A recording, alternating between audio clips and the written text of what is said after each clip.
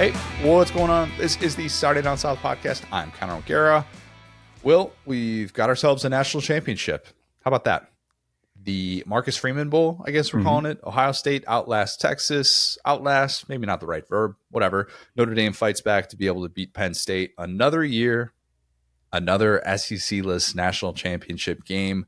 First time since 04-05 that has happened.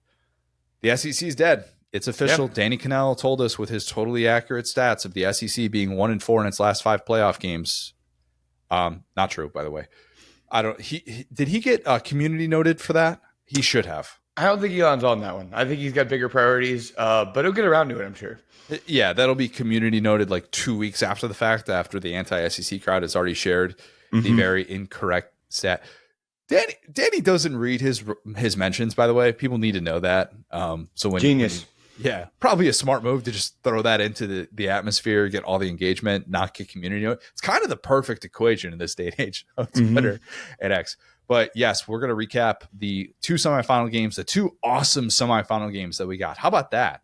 Stick that in your pipe and smoke it. People that hated the start of this college football playoff. We had 2 absolutely awesome games that once we got to 4 teams, they got excited. It's crazy. Hey.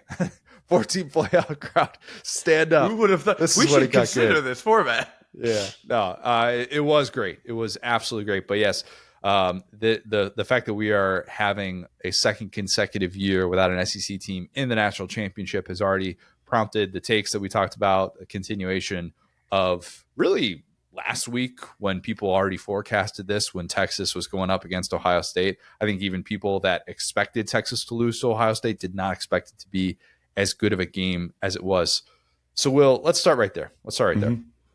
Texas gave Ohio State everything it could handle in this one. It did.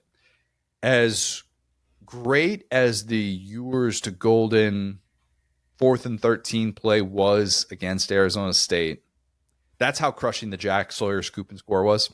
I think scoop and scores are so silly too. It's they're so beautiful, but they're so silly, and you see the coaches freaking out on the sidelines.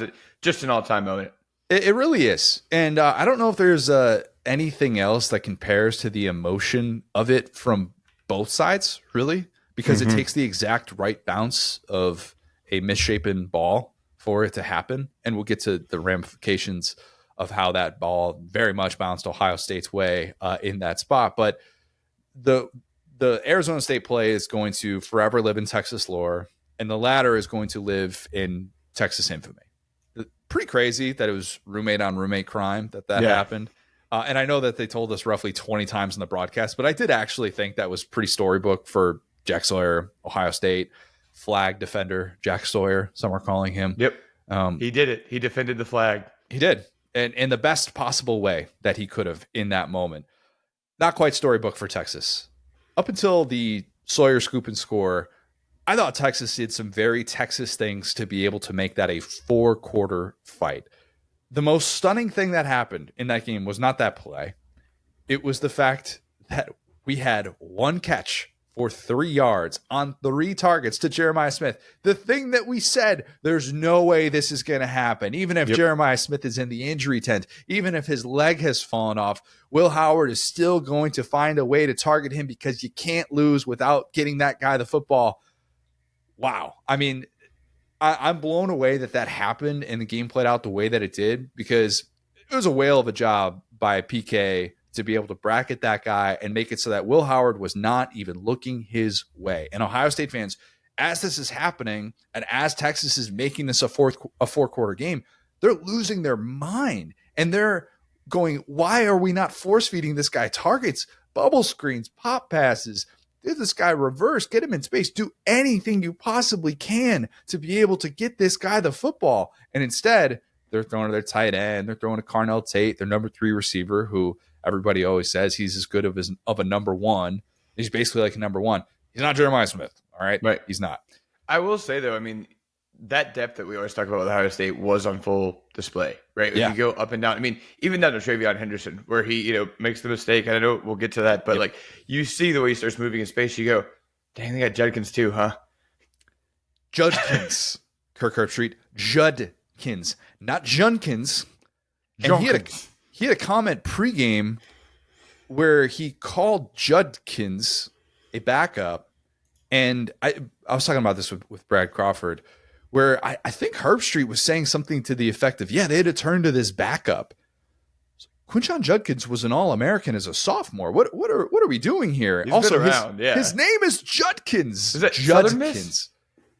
Was it like wait a minute, was it Alcorn State that he played at? I've never heard of this cat. His coach was low key, his transfer was low key, his team's cool with him, they're all rooting for him. It's all good. There's no how do we not know this guy? Everybody's got holes in their game. My hole is geocaching, apparently. Little callback.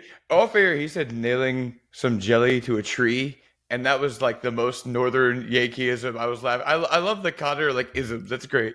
All right, so let's go back to the critical plays of this game, because I really think you could say this came down to 3 plays. And of course, the Sawyer scoop and score, that's one of them. Cam Williams gets beat at right tackle. Maybe him coming back from injury plays a part in that if you kind of look at the replay, and just kind of an atypical move for a guy that's been rock solid for them. But that's a possible first-round pick in this upcoming draft. Mm-hmm. And you're thinking he's going to protect frontside pressure, and Ewers just never saw it. You can say Ewers has to be able to see it in that spot. He's thinking he's got more time clearly.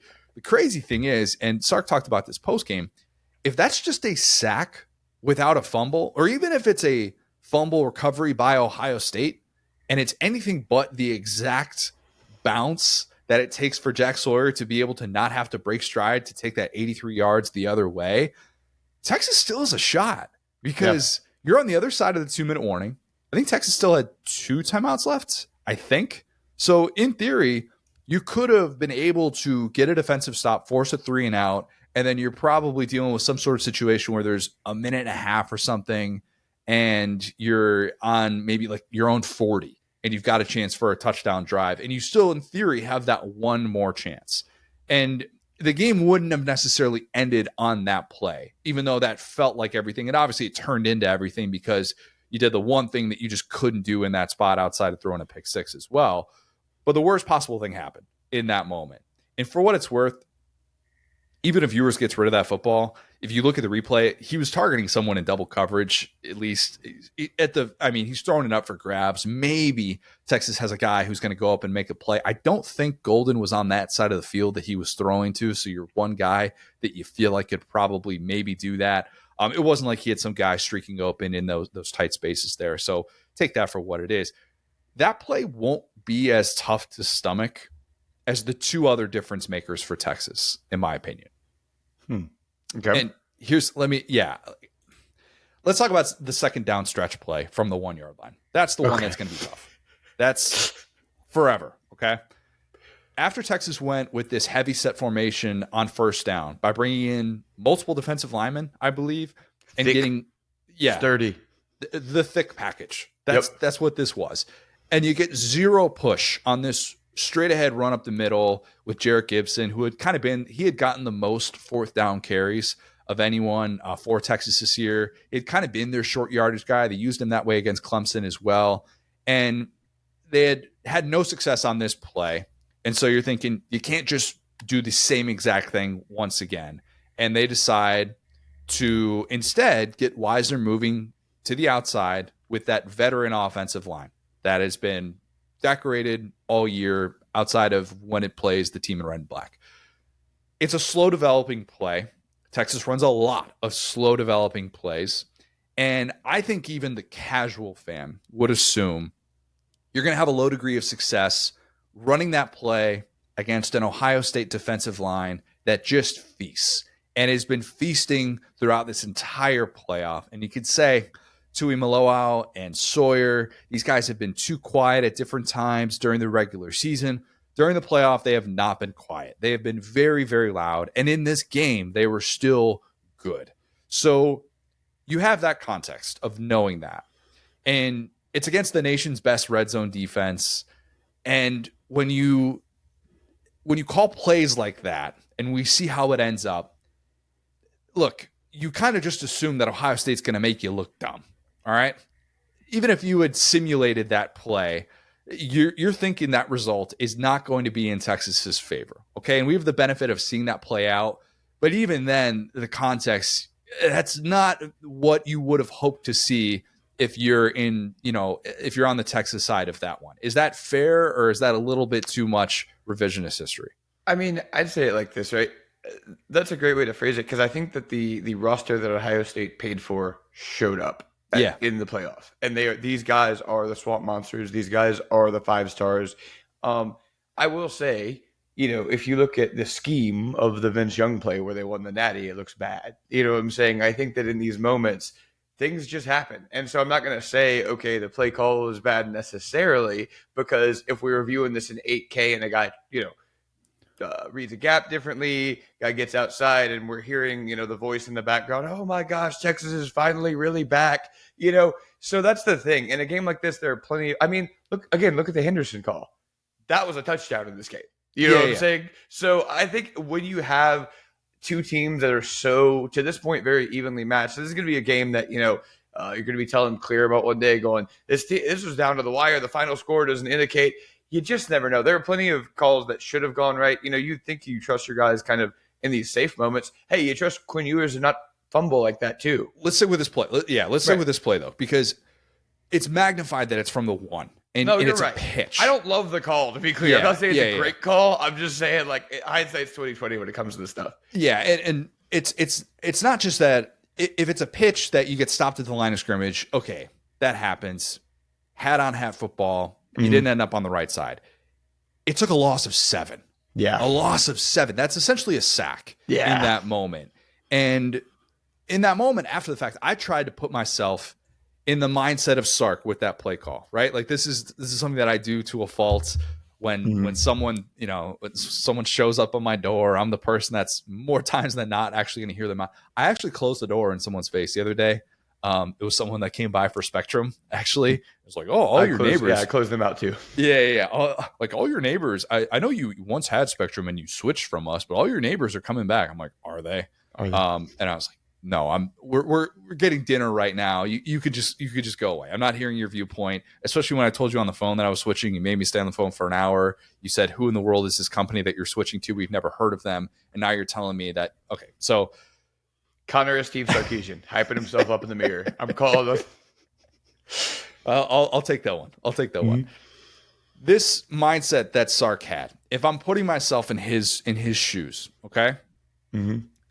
You've got this instance right beforehand where you're stuffed up the middle, probably not trying that again with Gibson. Your bigger back, Blue, who had been phenomenal with his 2 touchdown grabs in this game, was also a guy that battled fumbling issues the latter half of the season and essentially went from being in kind of a timeshare, hot hand situation to all of a sudden a true second fiddle in that spot.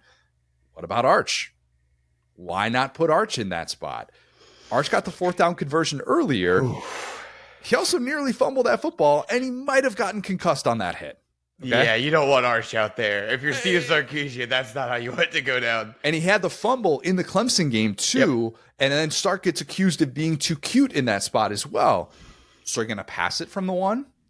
Well, Matthew Golden, our guy, he had the big catch on that drive, but in tight space against that elite Ohio State secondary, was his ankle where it needed to be, where you were going to trust him to get separation, and maybe your only option is some sort of goal line fade or quick out, and if that play gets picked off and you're throwing to a guy that spent half the game in the injury tent and trying to be able to get back to go, you're like, what in the world did Sark just do in that moment, especially when Ewers has thrown these floaters in these spots that have been quite interceptable, I think we can say. Isaiah Bond, you want to target him from the 1?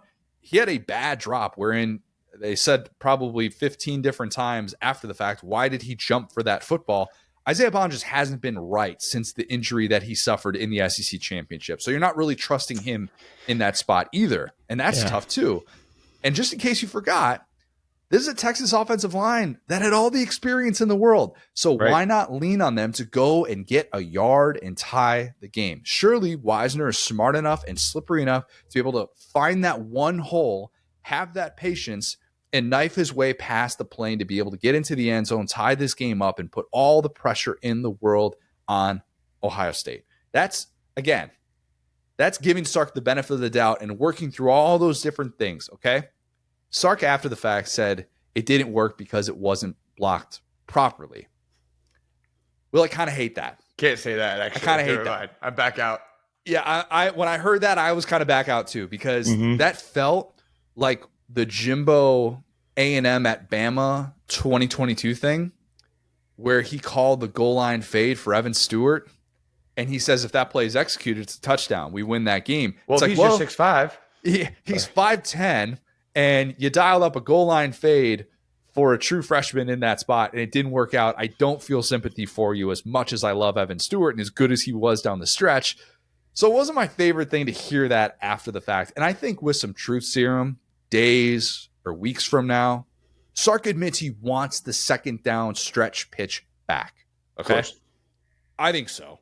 I think he's crazy if he doesn't. And I think Texas fans are very, very fair to feel like that wasn't the right call in that spot. And it's not necessarily revisionist history to be able to say that. Okay?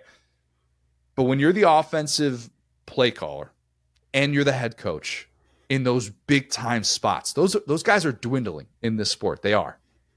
It goes double, that criticism. And I think while we play the results with these things more times than not, and I'm usually not the biggest fan of that, that play is always going to be such a tough pill to swallow for Texas. So ask yourself this at the same time. Is Texas in that spot, if not for the game that Sark called? You know? That's kind of where I was coming from. Is that he had the hot hand. I think at the end of the day, it's almost like in basketball. You can go back and say, I think I shouldn't have taken that shot. But if he's 6 for 10 from 2, if he's taking the long jumpers and they're going in, sometimes you just feel it. And again, I hate it when coaches blame their players like that. So especially in college, there's no defense for that. But at the same time, I think it was just a great game, and Ohio State made a play. And like I said, I think if it went the other way, it's an all-time moment. So there's a lot that Sark did in this game. The thing is, and we've talked about ad nauseum, when you have such interesting tools that they kind of finish this game with, finish the stretch of their season with, the stuff that works. I mean, to your point, you get 2 touchdowns on these wheel routes. The stuff that works doesn't make any sense. So I get giga-braining it and going, wait, they would never see this coming. But in reality, it looks pretty silly and light.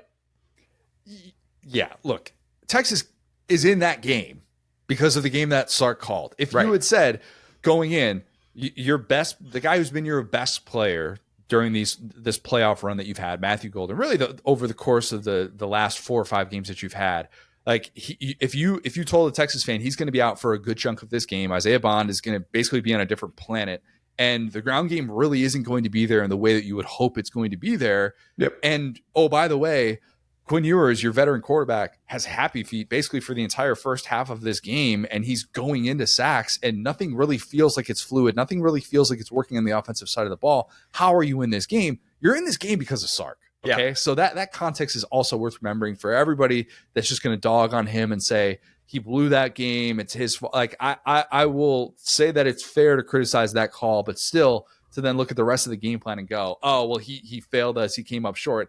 I don't think that's necessarily a fair thing to say, because he took advantage of those mismatches, realizing that your running backs out of the backfield are going to become your best receivers, and Ohio State can't defend that. That takes a good offensive mind to be able to recognize that in those spots, and it's why they are able to take advantage in some of those key instances. So those 2 plays, that's what people are going to talk about for 10 years, okay?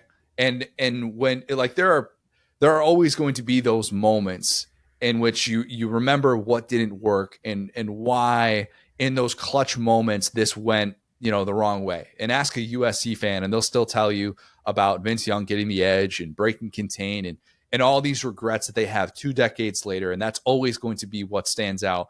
And ironically enough, as much as any USC play from that dynasty, that generation, that might be the one that they remember the absolute most. Maybe the Reggie Bush lateral, maybe what he did against Fresno State also stands out, but that's the way that this works. And I get this isn't necessarily in a national championship game. Kind of felt like a national championship at different moments. But the one play, the one blunder on Texas' side that should never, ever, ever, ever, ever be forgotten. You brought it up earlier. Travion Henderson. Wow. The screen at the end of the first half. Texas has just put together this masterful drive to be able to tie it at 7.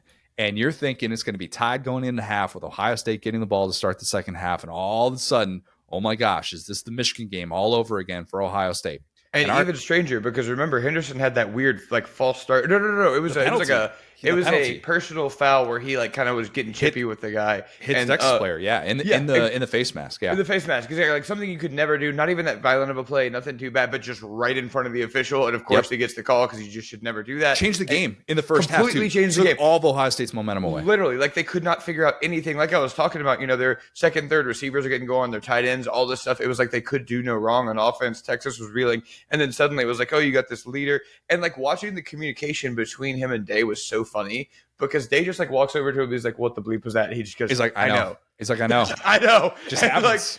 And that was just such a cool moment, honestly. And that's the thing. I'm 0% a hater. This was such a classic game. There were so many cool moments like that in this game. And so to watch him kind of come back, I think it was awesome. On the other side of that, that was your chance if you're Texas, Because who's to say they ever get the Mo back? Who's to say they ever get the rhythm back if you don't allow that play? PK sends Jalen Gilbo on a blitz from the secondary. When you're rushing 3 on your defensive line and then you bring in someone from, I think he was lined up at slot corner, wherever he was originally lined up. But you're bringing him from a blitz. He might have been in the box technically. I don't remember. But the second that Travion Henderson realizes that Gilbo is past him and he's blitzing and he's got just eyes for the quarterback. He's trying to make a big time play in this spot, even though there's 29 seconds left in the first half and they've got 75 yards to be able to go to get a touchdown. This is the first play on that drive. It's almost like the seas part for him in a way that they did on the last play. And remember the Titans, where you're just wondering, where are all the defenders? Surely someone's going to be there to at least attempt to tackle. That looked like a Renaissance painting. The way the ball is going over the blitzing defender, it's if he can get the ball off, there's nobody there. I mean, you don't exactly know that, but as you see it start to develop, you're like, that guy should have been right there. Yep. 2 Texas defenders crashed. I think Michael Taft was one of them, where if you look at the replay, they just met at the exact wrong time, and pretty much from that point forward, those were the only 2 guys who could make a play. Yep.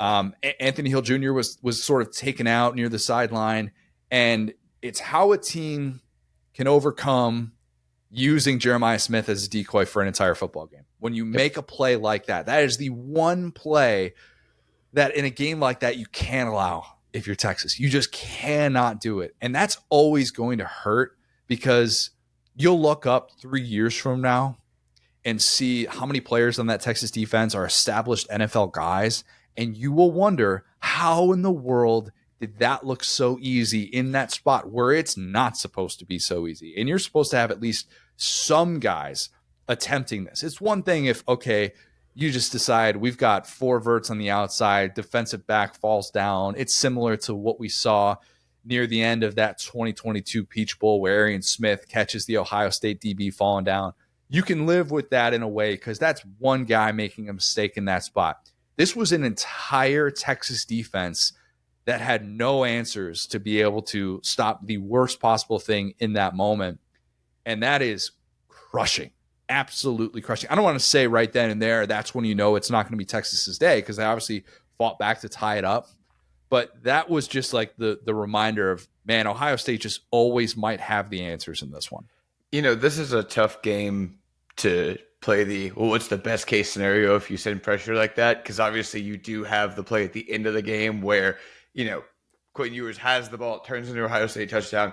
But if you're PK at that spot, it's okay, best case scenario, let's say we get a turnover, sack, fumble. If we don't score basically on that play, it doesn't really work out for us. And it's all probabilities. It's where do you think they're going to go here? It's going to be something high percentage. They're not going to commit a turnover unless they do something completely off script, which you can't plan for, And so it's just getting a little bit greedy and trusting. It's greedy. It's greedy. Yeah. And trusting a defense that, to be clear, is the reason why you're in this game. That's what's so rough about it. Is it's not like it's Ewers out there trying to make a play. It's no, these guys have kept gap contained. They're the reason why the offense is sputtering. And to go into the half like that is pretty rough from that standpoint. But to your point, I mean, they did respond really well. Yeah. And it was definitely down to the last. So I think that you're right. It still felt like Ohio State, that was a huge moment for them. But you got to credit Texas because they didn't really have until the very end that classic, like, kind of, I hate to say implosion, but there wasn't like the bad stretch. They still found a way to at least keep alive and keep field position for the second half.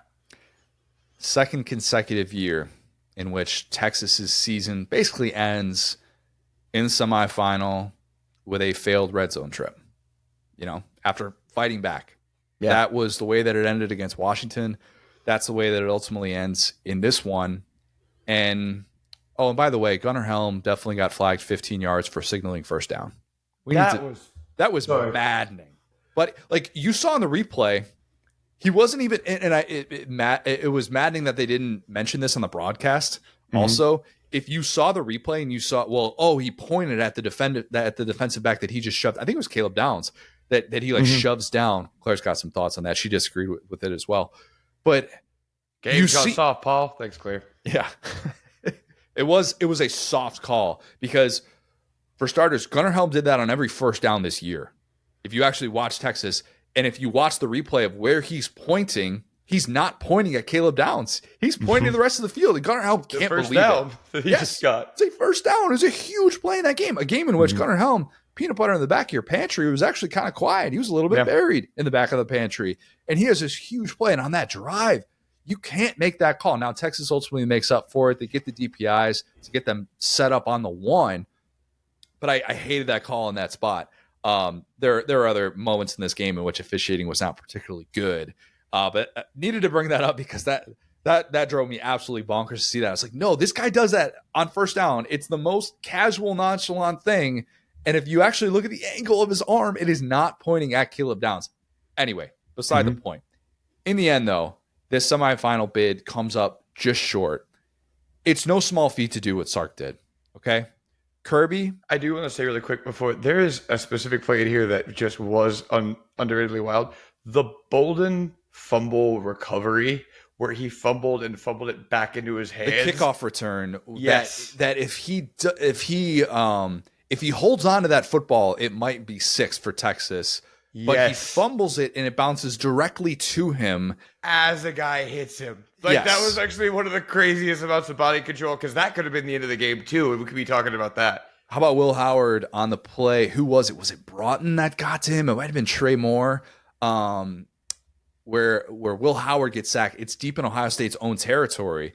And you're like, how in the world did Will Howard hold on to this football? Ball bounces directly to him on the sack. And it was definitely a fumble, and it almost would have been Texas taking over. It could have been Texas taking over in that spot as well. A lot of huge potential swings in that game that ultimately, look, Ohio State got more of those swings to be able to go their way, and that's why they're able to win. Just an instant classic. That is one of my favorite games. I mean, being at the Peach Bowl, that's hard to beat, but that wasn't a back-and-forth game. That was a ridiculous comeback. This game, like every play, felt like I was on the edge of my seat. This was the kind of game I grew up watching, which is kind of funny given all the circumstances. Yeah, so let's add some context to this feat because ultimately Texas doesn't get to play for a national championship, and that's frustrating when you consider what the path was in this first year in the SEC, the experience that you had, the veteran quarterback. I think from a health standpoint, we talk about the running back, the depth that they were dealing with,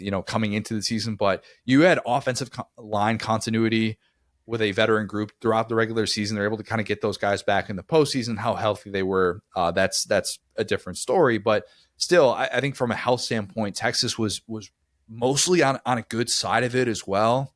And you knew the playoff draw was super favorable as well.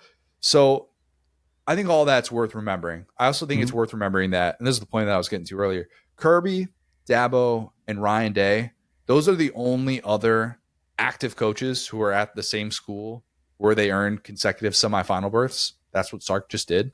You look at the recruiting, you look at the portal hits, you look at the arch factor, and you go, well, all right, Texas isn't going anywhere. And in the 12-team playoff, the path to be able to get back to do these things is, okay, it's still ideally going to work in Texas's favor.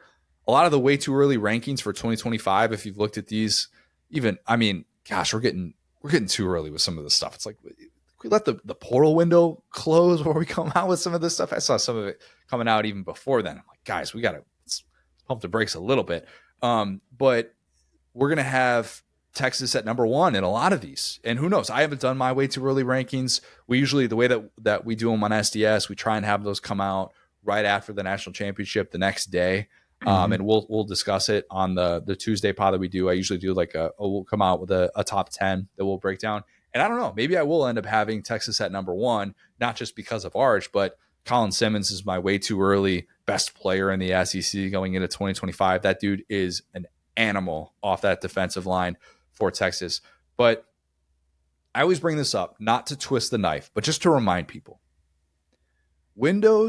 Championship windows, are almost always never as big as we think they are.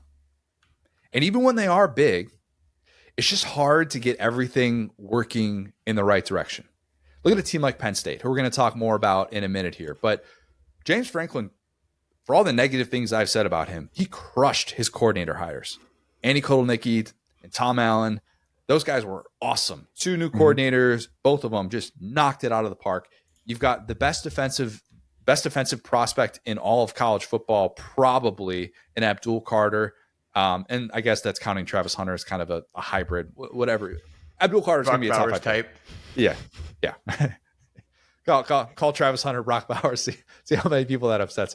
Right. Drew Aller had taken that next step for you in the regular season. How big that next step was, that's debatable, as evidenced by what Notre Dame did to him. But, oh, by the way, Tyler Warren was an alien for you, and you had an unbelievably unique advantage from that standpoint as well. But that team didn't have a wide receiver worth anything after Keandre Lambert-Smith left post-spring for Auburn. Okay? And we're going to get to, well, I mean, we're not really going to dig into Penn State's issues as much, but Penn State did not have a wide receiver make a catch in a playoff semifinal game, which is almost impossible to do in the year of our Lord 2025. Very difficult to do that. Penn State managed to accomplish that. And the James Franklin piece is part of that. So maybe you'll discount that and you'll say, well, yeah, I guess because Penn State had James Franklin, it didn't have all these things working in its favor. And that doesn't really feel like, oh, it was an opportunity missed. I think it was an opportunity missed for Penn State. I really do. But maybe here's the better example, Will. Go back to 2017 Georgia. That team wins the SEC with avenging the Auburn loss. It gets to the national title game. Looks like it's about to win. 2nd and 26 happens. You don't need me to go back down that road again. But the silver lining, if there was one for Georgia, was, all right, this was year 2 of the Kirby Smart era. Georgia has arrived. It will be back on this stage soon. And I think if you ask the casual fan, well, yeah, Georgia got back. Georgia's won 2 championships. It took Kirby 4 years to get back to that stage. 4 years. All right. Maybe that'll be a different discussion with Texas because of the 12-team playoff, and the barriers to entry are just different with that. And it'll be one of those teams that, look, like Ohio State, can go 10-2 and then just catch fire at the right time in the playoff, and it beats the crap out of everybody once it gets in the field. And Ohio State didn't beat the crap out of everyone because it didn't beat the crap out of Texas. But that possibility is there for Texas, okay? I just don't think we should assume anything in this sport. We just can't. You just can't. And that's someone who I grew to really appreciate this Texas team in ways that I don't think the casual fan did, because the casual fan was going to pick them apart. Understandably so. The Ewers piece of it, Texas gets the favorable draw, all those different things, right? But I was saying this last week to someone. I prided myself on watching Texas closer than maybe any team in the sport because they were new to the SEC. I wanted to learn everything there was to know about this team. My guess still, if I'm sitting here predicting today, I think Texas will win a championship with Sark. I think they'll win a national title. If I'm saying, gun to my head, yes or no, I'll say yes. I'll be on that side of it. But think about how tough it'll be if Ohio State wins that title game by 2 touchdowns. And Texas will always think, man, what if we had done this on 2nd down? Or what if we had not sent a defensive back to blitz on that screen at the end of the first half? My point is that this should hurt. This should hurt. Game number 16, having Ohio State facing all that pressure late and knowing how difficult that task was to get to that point, and you were right there. I don't think this should be a moral victory situation. I really don't. And I'll praise Texas, but Texas should feel pain. I think it's okay to feel pain. So I think that's just worth remembering. Any other thoughts on that before we get to the unanswerable question that people will also want to ask after watching this? So I don't know. Maybe when I'm in kind of like the big picture or retrospective mode, I tend to get a little bit rosier when it comes to this. And I'll start here. This is something I don't think we've officially said.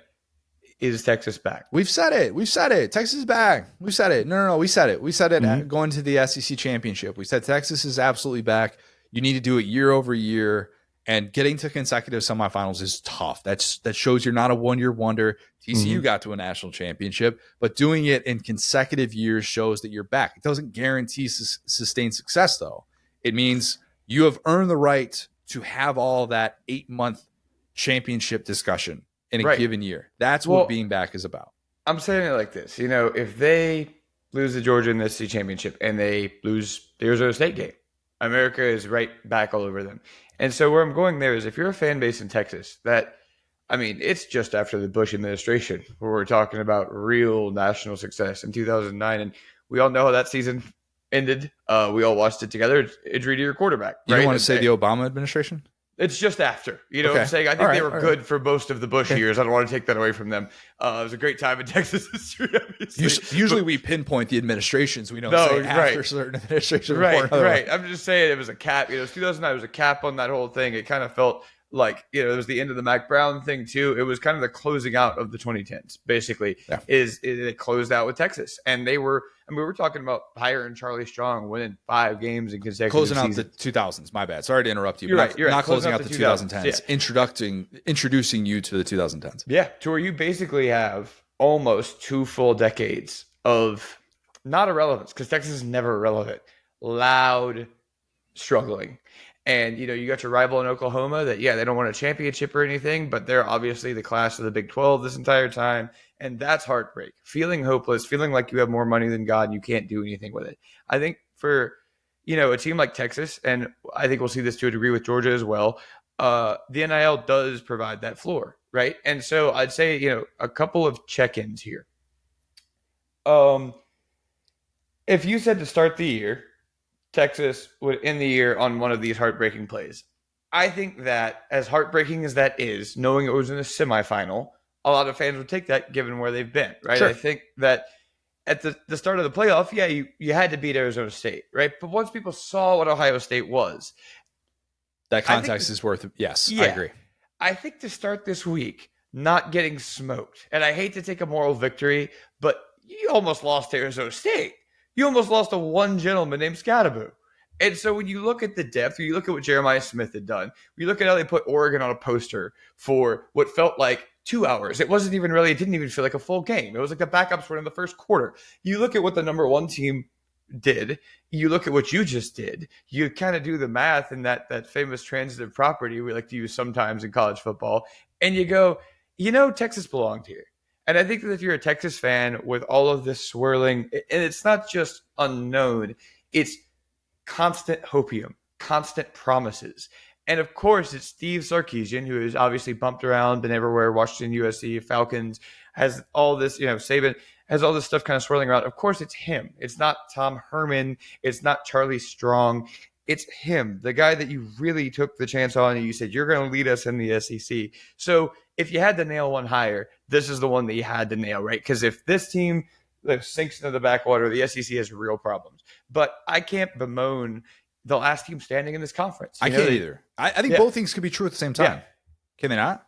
No, they absolutely can't. They absolutely can't. So that's all I'm saying here is this is a heartbreaking end of the season. I'm not going to spin that. I think that is just, again, a goofy, silly play where you're watching the just slow, rumbling of the sideline come to terms with all of you at the same time over the course of one single play. It's so rare to see a play take that long where you get to come to terms with your mortality as the play is going on. It's horrible. I mean, as a fan, it's horrible. It's happened to me. I'm a New Orleans Saints fan. I know exactly how this goes. But point being, that's not the same. There's no Drew Brees here.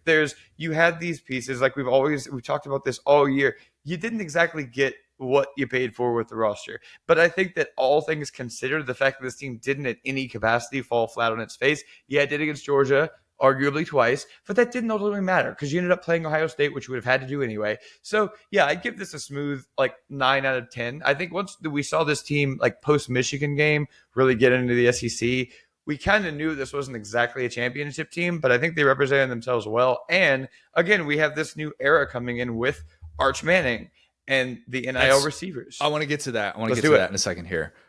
Not a failure season for Texas, but also not the most maximized opportunity. I think it's fair to feel both things. And again, I'm not trying to take away from what Texas just did by taking that Ohio State team to the end. Okay. I don't want to say that, oh my God, they're forever going to feel like they had a disappointing end. I'm just saying championship windows are so tough. They're so tough. And if you had said we have all these things working in our favor, it's going to hurt that much more. And as a sports fan, you'll take being hurt. Being hurt means you've earned expectations. If you're not hurt, that means you were happy for the ride. Texas has gotten itself into a position where it's not just happy with the ride. And that's maybe the most progress that you can say about this team this year.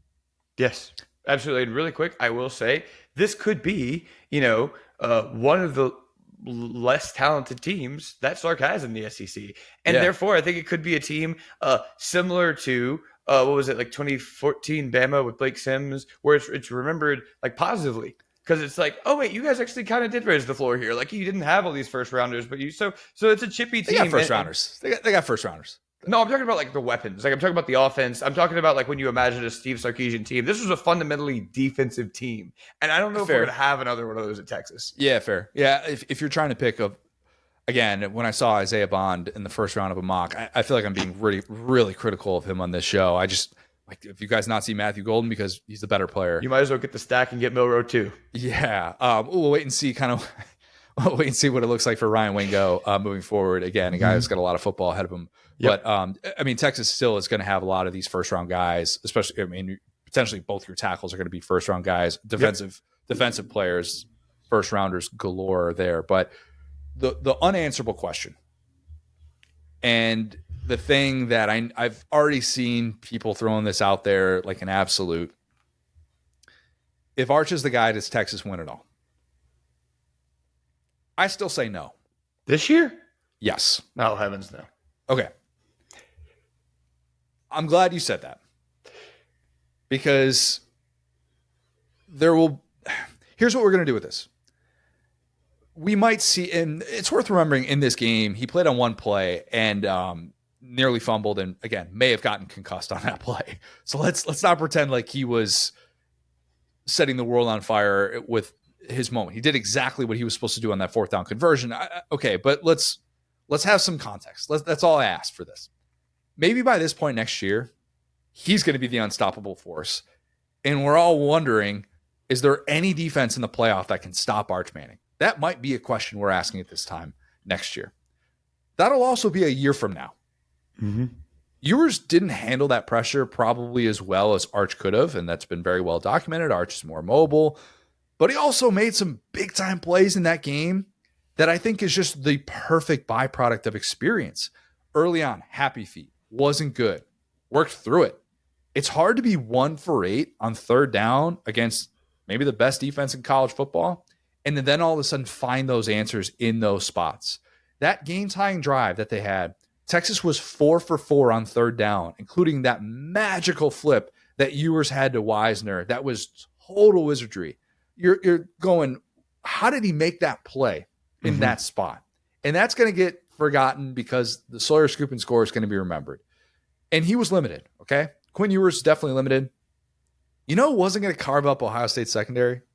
Arch Manning. This version of Arch Manning, okay? Not with Golden being banged up, not with Bond not being a factor. I'll try and be nice. Arch would have added with his legs. I get that. But I just don't think it's a fair point to say plug him in and he would have completed this throw or that throw, and this is how the offense would have looked. We've seen Arch start against Mississippi State and Louisiana Monroe. Defenses that were outside the top 90 in scoring. And for what it's worth, he looked the part, okay? I have not sold any Arch Manning stock. I'm doing my way too early quarterback rankings. Spoiler alert, I've got him at number 4 in the SEC going into next year, okay? But to assume that would translate against elite competition is unfair. And if you don't believe that, do I go there? Yeah, let's go there. Go watch Nico against Kent State and then compare him to other elite defenses that he faced. All time, Stray. True. And I like Good Nico. point. But remember that, okay? My guess is that Arch is going to be awesome. I will defend him whenever someone says he's only in this spot because of his last name. I will. That take will drive me nuts as I hear it over the course of the next 8 months before he really becomes QB1 at Texas. But the problem, and this is one thing I hate, we're going to do the same thing here with Arch that we did with Georgia and Justin Fields. We're going to do the same thing, Will. He's going to be incredible once he starts, and once he's starting to get those actual reps with receivers that he's had an entire offseason to develop a rapport with, and an offensive line that he understands, and just a game that he understands better. That slows down for him. And I think he's going to be really good once he starts. And we're going to assume that he's going to be the exact same player, or that he would have been the exact same player right now that he will be next year. And I'm not saying that's impossible, but I just don't think it should be a foregone conclusion. And that's what's going to really drive me up a wall with the lack of context that people will have with Arch. And they were always going to do that if Texas came up short of winning a national championship. Man, I hate to reiterate this, but goodness, this season could have been a disaster. I mean, think about how long it's been since we did this. And we spent a month doing this. As far as Arch Manning, Quinn Ewers, this situation, the way that this got managed, I think could not have been better because, to your point, he got used in these high leverage situations, a la young Tim Tebow, right, where you have the Chris Leak incumbent type situation. You see this kid's talented, but you don't want to give him the whole offense because he hadn't exactly fit it yet. And I would give Sark a 10 out of 10 on that because there were moments that Arch needed to step up this year. And at any point you found yourself in the discussion, you found yourself looking silly at times because there are people that said, oh, he should never play. There are people that say he should start. He showed all of it, and so did Ewers. Ewers was up and down. You look at the Oklahoma game. You look at, the various Georgia games. The fact that they didn't create really a schism in that locker room, I think says a ton. So, yeah, I think that we put that to bed for this season. But I'm excited for next season. Me too. And Me too. Yeah, and knowing that Sark is, I think, you hate to credit Texas sometimes, but the Mannings, I think, made the right decision. Yes. Because say what you will about Justin Field was in on the fake punt and stuff. Arch had real high leverage reps, and that's kind of what he was promised. Like I don't know what was said directly, but hey, you're going to come in, we're not going to put all the pressure on you, but we're going to give you opportunities, and he made the most of his opportunities, and now he feels ready for next year. If they were down 17-0 in this game at halftime, that's a different discussion. And if they're down 17-0 and they never come back in this game, and Sark sticks with Ewers and Arch is sitting there on the bench and nothing is working for Texas, and it finishes the way that it looks like it was going to with how well Ohio State was playing early on and how much Ewers was struggling, that's an entirely different discussion about Sark's usage of Arch Manning. But that didn't prove to be the case because you had a chance to tie this game with 2 minutes left. So with this man's Ewers calling plays. He's got a Manning on his bench. It's like he's playing some pass the bomb game. It's like if I call one wrong play, I'm gonna have everybody on ESPN. Welcome to the dumb, job. No Welcome matter to what the I job. do. That's what you sign up for when you're making $10 million at Texas. Yeah. Anything else that we need to discuss? Oh, I'll own. Look, my best guess is that Ryan Day bought himself another year. I know I said coming into this that I think even if they lose on a controversial last play national championship that he would get fired. I think it's worth remembering the context of how good they looked the first 2 rounds and how much that changes it. And if you get to a national championship and lose that game to Notre Dame, I won't be one of those people saying that I think he's getting fired. I'll admit I'll take the L on that take. Cold take me, whatever. That's perfectly fine. I think he's done enough at this point with the path. Anything else before we discuss some Brian Kelly, Marcus Freeman stuff? You want to dig into that one? Let's get into it. Let's do it. Okay, I want to dig into this because I think there are fair points to bring up with Marcus Freeman, who, by the way, clinches a national championship right as he's about to turn 39 years old. The Marcus Freeman-Brian Kelly discussion. And I wrote about this for SDS after the fact. I had kind of been thinking about this for a little bit, and I didn't want it to be too prisoner in the moment. I hope this doesn't come off as too prisoner in the moment. So hear me out with this. For those saying, why do you have to make this all about Brian Kelly? Why is it always have to be, Marcus Freeman does something, let's talk about Brian Kelly. Brian Kelly left Notre Dame as the most successful coach in program history. Okay? Winningest coach. Winningest coach in program history. You're right. winningest, the most wins in the history of that program, not with a national championship. You're right. That's very different. And he became the first coach to do so on his own terms. What was the stat? Like, oh, he's the first coach to leave Notre Dame in over 100 years or something like whatever. Okay. The decision was bold and it was always going to be dissected. And for what it's worth, I would have done the exact same thing that Brian Kelly did. Mm-hmm. If I were in his shoes, I would have signed up for that job at LSU. You mean to tell me there's going to be a school that's going to pay me $10 million, it's like $10 million bucks a year to try and win a national championship? Look, if I've got 12 years of data at Notre Dame, which Brian Kelly had at the time that he left, showing me that I am this far away from winning a national championship, and another school is giving me essentially a blank check at a place where the three predecessors, including Ed Ogeron, won a national championship, I'm making that move. Okay. So I'm agreeing with the decision at that time. If I'm Brian Kelly and I realize I'm not getting any younger, I am looking at the situation at Notre Dame and going, look, the academic limitations, they're always going to be there. That's not going to change even in this new era of the sport. That's still going to be an issue. If I can go to LSU where I've got the better in-state recruiting ground, I've got the better regional recruiting ground. And look, in the 21st century, LSU has a stronger brand than Notre Dame. If I know all of those things, I am making that move. Okay. And if you don't believe that that was the case in 2021, that LSU had the better brand than Notre Dame, remember that since 1999, at that time, Notre Dame had 2 wins against AP top 5 teams compared to LSU's 3 national titles in that stretch. All right. That context worth remembering with this point. That's definitely going to upset LSU people. Okay. I can't believe I'm doing a second amendment here. The brand of Notre Dame is bigger, but LSU has been a better football. Brand. Yes. Bigger brand versus better TV brand. Yes. Right. Yes, exactly right. I feel the Cajuns screaming at me, but that's the difference. It was picking the winning and the recruiting and the college football over the brand of Notre Dame. I think that's all Notre Dame has at this point. At that point, not now, but that's what they had at that point. At that point, who is more likely to be the butt of a joke, LSU or Notre Dame? Notre Dame. Was it Bama weekend? Oh, no, Notre Dame. Sure. Kelly had every right to look at his situation at the end of the 2021 season. Kind of the end. He was still in contention for a playoff spot going into conference championship weekend when he made that move.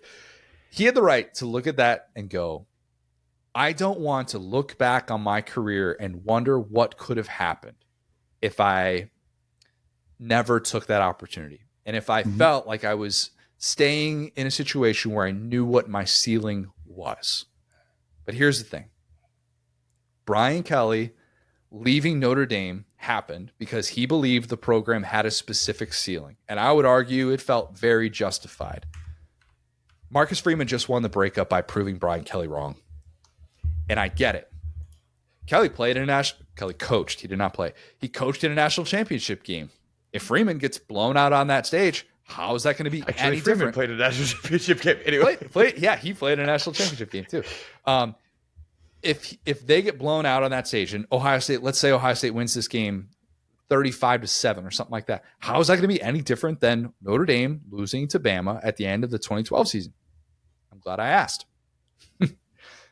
For starters, Brian Kelly beat one AP top 5 team in 12 years at Notre Dame.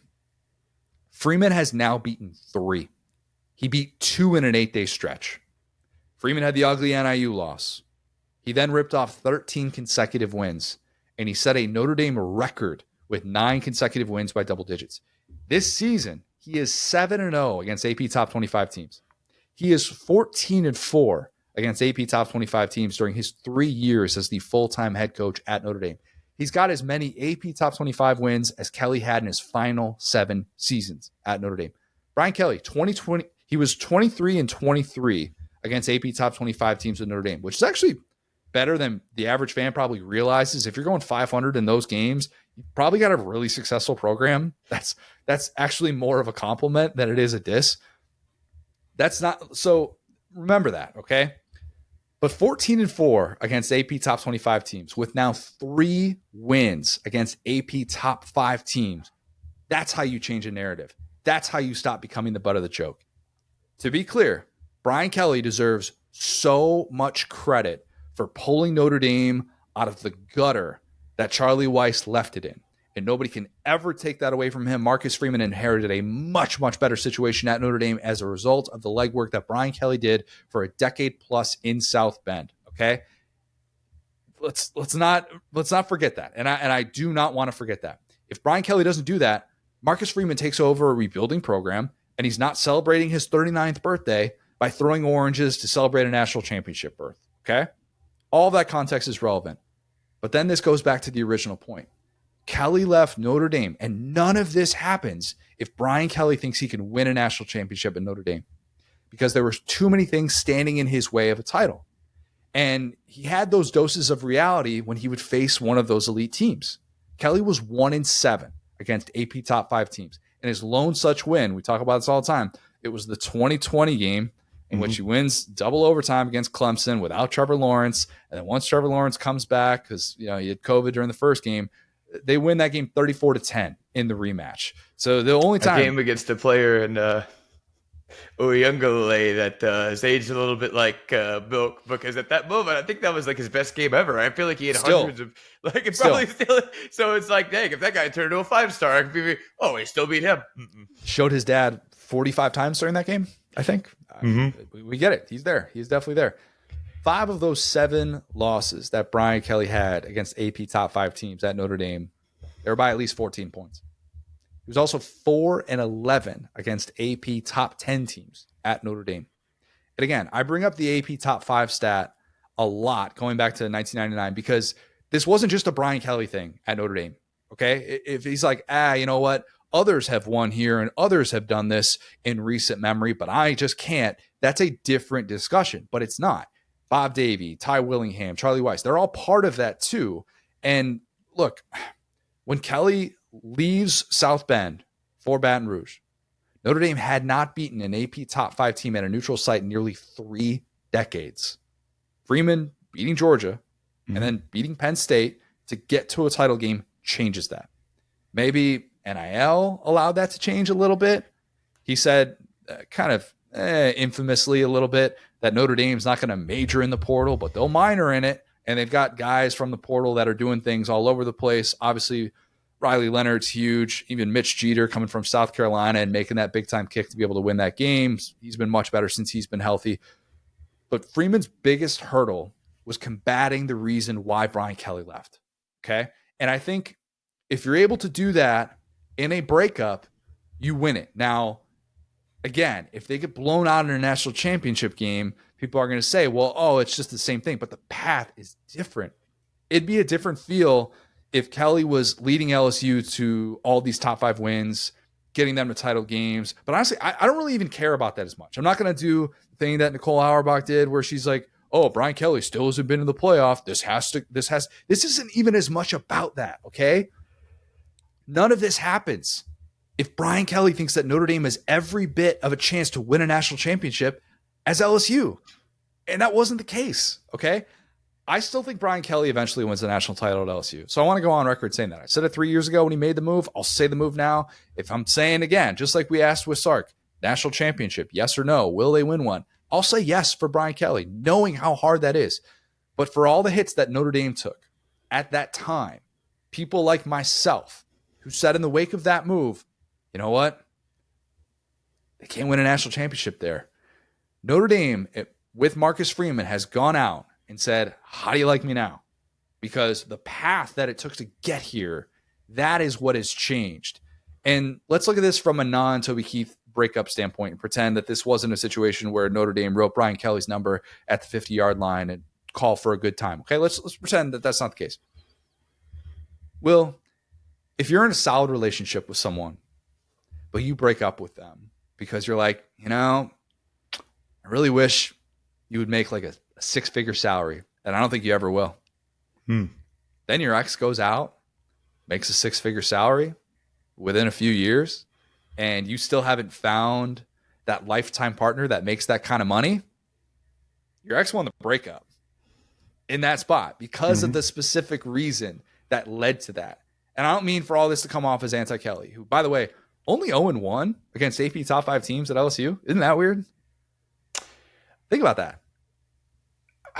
Was it Georgia 2012 or 2022 SEC championship? Because Bama was 6 when they won that game the first year, of course, right? Sure.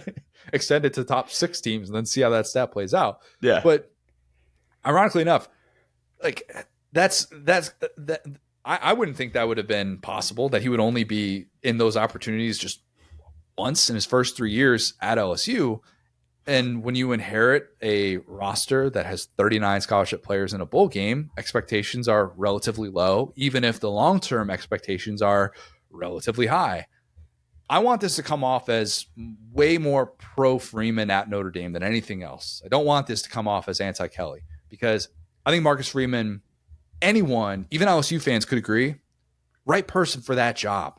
Right person for that job to become even different than it was under Kelly.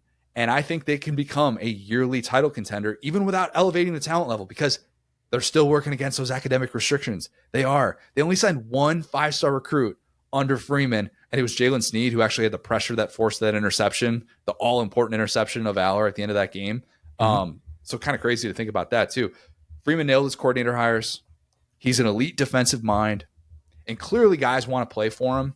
And I'm not just basing that off of the reaction of the Notre Dame locker room when he gets the job after Brian Kelly leaves for LSU. That goes viral. Take that for what it is. If you start losing games to Northern Illinois with regularity, guys don't want to play for you as much. We play the results with that.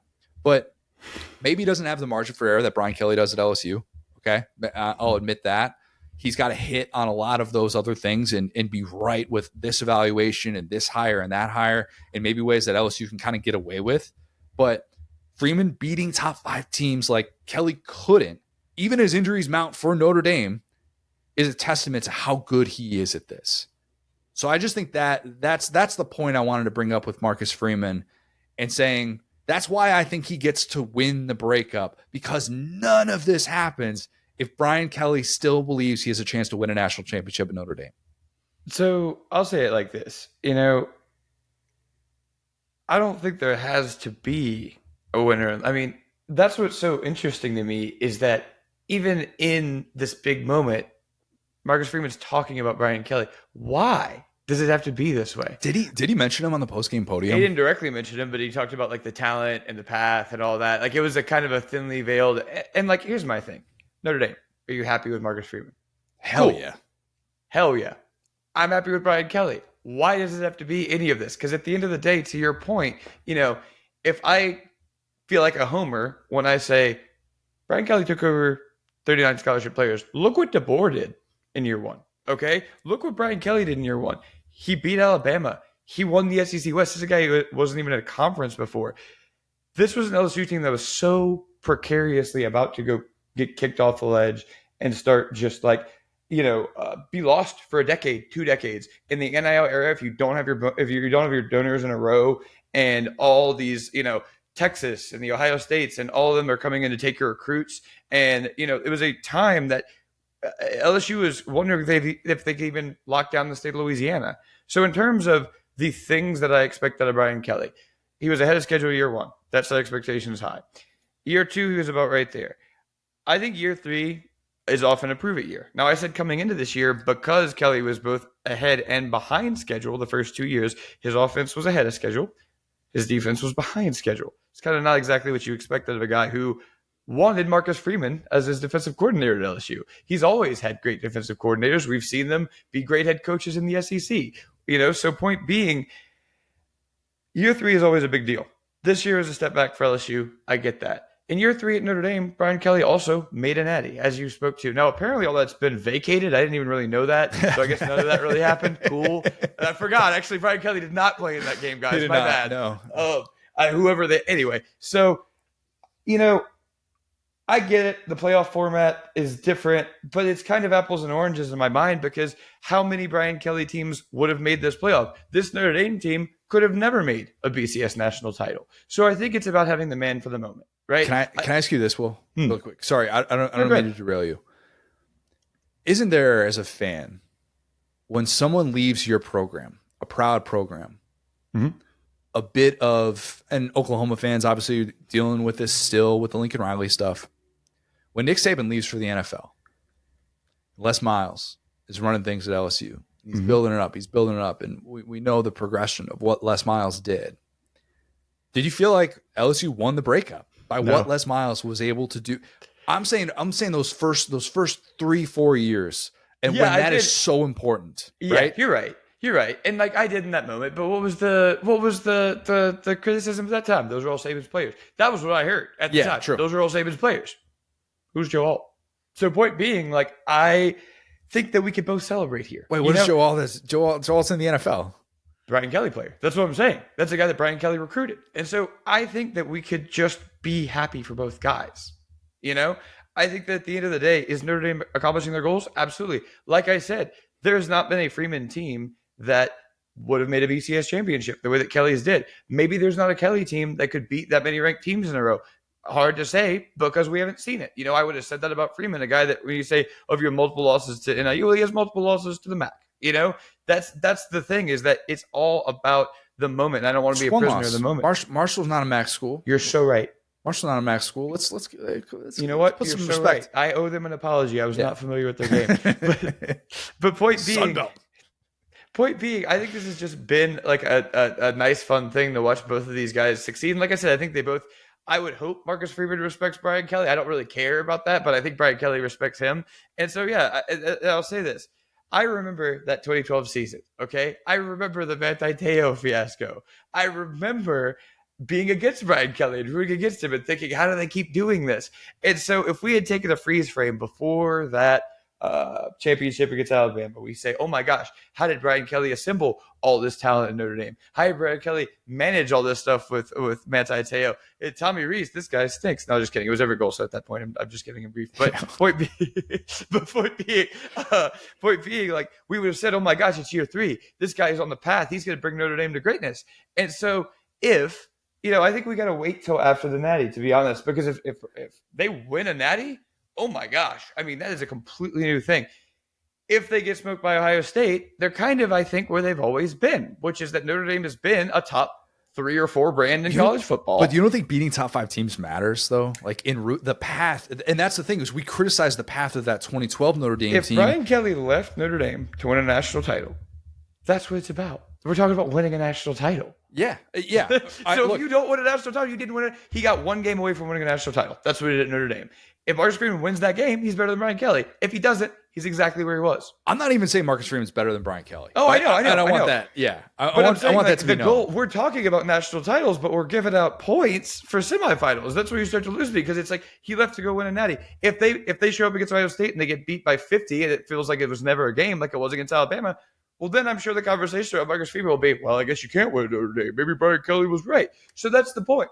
I mean, no one is saying that Penn State and Indiana, Georgia has always been a talented team. I'm not dumping on Georgia. I think that I'm not going to talk about that game because I want to give them credit for beating Georgia, but I think that like that kind of stands alone in terms of teams we've seen in that era. So point being, it's all relative. When we talk about championship windows, I think this is a massive one. I think if Notre Dame should win this game, now we're in a different conversation. But we've seen Notre Dame get to this game before, So I think that's the thing. Let's not write the eulogy. Let's not write the championship just yet. If they compete, I'll give them credit. That's the thing. If they compete in the national championship, they've gone further than Brian Kelly. He's also beaten more SEC teams already than Brian Kelly did in his entire time at Notre Dame. Isn't that crazy? I mean, that even the win 2 years ago against South Carolina, where South Carolina ended the regular season on just a massive tear, and you just assume South Carolina is going to go into that bowl game and be able to take care of Notre Dame, and they win that game too with Tyler Buckner at quarterback for crying out loud. I think they have done a remarkable job of changing the biggest knock that you had on them for so long. And you're right, like national championship different than beating top 5 teams. I think if Brian Kelly had more success against top 5 teams, he's not leaving Notre Dame with that takeaway. Is I guess my point. At the end of the day, people don't like Brian Kelly, and it's about the losing, but people like Marcus Freeman. And it's that simple. Yes. That's why I'm sitting here talking about Brian Kelly, and I'm not, talking about, that's the thing is I get separate texts from people. Why, what does this mean to Brian Kelly? I'm sure he's not thrilled, and he does that to himself, with all the controversies and stuff like that. But I think he's always a fun guy for the national media to dump on. But I think he was a great coach. Maybe not what Notre Dame ultimately hoped for, but again, you got to give credit to the guy who brought in some of those players who built Notre Dame back up, to your point about the Weiss thing, and maybe that's what he is. Maybe he's a floor raiser and he's not a finisher of these seasons. But LSU will find that guy if he's not. And I think that he did exactly what I hoped he would do. And yeah, LSU's been a laughing stock for different parts of it. It's been fun, but they haven't had this lost in the wilderness era that I was really legitimately scared of when we had a receiver playing quarterback. Right. Yeah. And again, I'm not saying I would take Notre Dame over LSU over the course of the 2020s. I'm not necessarily sitting here saying that. My entire point is just, if someone leaves you, and it creates an entirely different set of circumstances for how that scorned fan base feels about a specific It gets you upset. coach. You hire the awesome coach, like the coach everybody likes. You get your NIL donors together. That's something that probably never happens under Brian Kelly. And to be fair, Brian Kelly's struggling this year. If Brian Kelly had won 9-10 games this year, probably the NIL guys don't get in line there either. So I think you have to have some of that struggle to wake your guys up, because you can't fake desperation. So when Notre Dame was embarrassed, they ponied up. When LSU was embarrassed, they ponied up. If you're just winning all the time, you get high on the hog. So I think losing Brian Kelly was perfect for Notre Dame, because it woke everybody up and they said, okay, this is what it's going to take to compete. Yeah. Let's end with one fun, unanswerable. Well, maybe it is answerable. It's just not answerable right now. One unanswerable question: who's more likely to win a national title next year, Brian Kelly or Carson Beck at Miami? Come on, bro. Come on, bro. TikTok skills, I think they're both a little bit lacking. Okay. I think yeah, but who's got more that's help? Not their best day. Who's got more help with that? Carson Beck might have more help in that. That's the thing. He's got a media team around him. Okay. We need a dialect coach. They're going to try to make Carson Beck look likable in Miami. If that guy works, we'll get him on Brian Kelly's staff. Anything we want to discuss, Carson Beck, just for a couple minutes here before we sign off, related to this move, this stunning move, and the fact that he entered the portal in the first place, stunning. The fact that his destination less than 24 hours after entering the portal, the fact that his destination was Miami, not so stunning in itself. But did you have any thoughts when you saw this play out?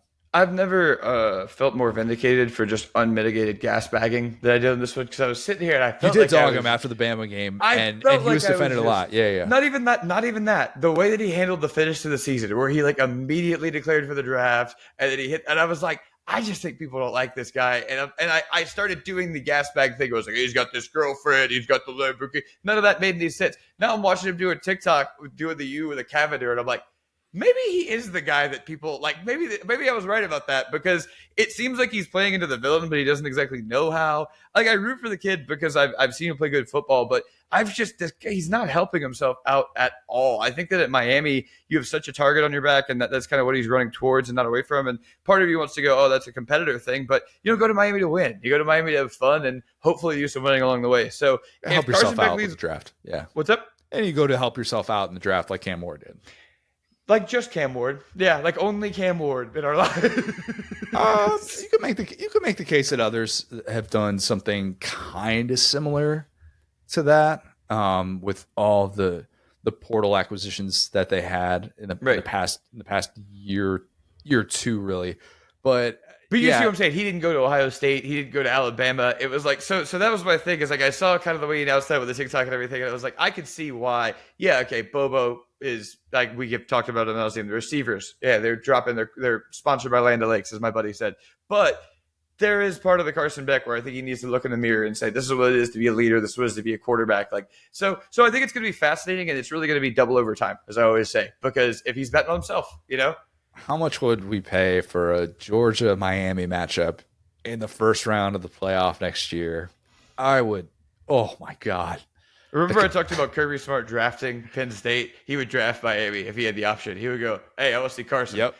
I want to see that new wrinkle in the playoff. I would love to see the teams that get that first round bye to be able to draft their next opponent. Like, that would just be such an incredible thing to have happen. Oh, let me face Carson Beck in our first playoff game. I think he'll do well. I think he'll do well, because let's be honest, you're going to a really favorable situation from an offensive coordinator standpoint, from a competition standpoint. And look, I'm not trying to take away from what Cam Ward did and make him seem like a system quarterback, because Cam Ward, arguably the best quarterback in college football this year. But I think he's making a decision that was better than the decision to enter the NFL draft. I'll say that's for sure. Yeah. My prediction that he was going to be drafted after Stetson Bennett, that we're gonna put that on hold. That was for if he had come out this year and stayed in the NFL draft. The same age as Stetson Bennett, yeah. He's gonna be close. He's gonna be a year apart, right? Because this is year 6 for Carson Beck, and technically, I'd have to look at the birthdays and figure out the math on that one. But he'll end up being pretty close to Stetson Bennett's age when he came out. All right, so here's the plan. We are going to record Thursday for a pod that'll come out Friday, preview the national championship. Hopefully we're going to get my guy Bobby Carpenter to come on. We'll talk about that game. He's obviously very connected to Marcus Freeman and knows that matchup very, very well. So we will discuss that. That's tentatively going to be the plan for a pod that'll come out Friday. We're going to dig into some portal stuff very soon. Okay, I promise. I feel bad. There are so many different things from a roster standpoint that I wanted to be able to dig into, but obviously we've had a lot of different playoff things that we've had to focus on so far. Thank God we can finally say some positive stuff about Brian Kelly if we start talking portal. Most significant portal players, 3 of the top 5 in the SEC are from LSU. No, that's just made up. Brian Kelly got so mad yesterday. He just got a random tight end from Texas A&M. He was burning up the phones. Like, I need a guy who can block. There you go. Yes. So we'll have a lot of different things that we're going to be discussing that won't just be playoff related coming up very soon. So we will be able to do that for a pod that will come out on Friday. If you haven't, leave us a 5-star review. Subscribe to our YouTube channel where you can watch every episode of the Saturday Down South podcast. Follow us on Twitter at the SDS Pod, at Saturday Down South, at CJ O'Gara, at Go So Hard. Thanks, guys. Talk soon.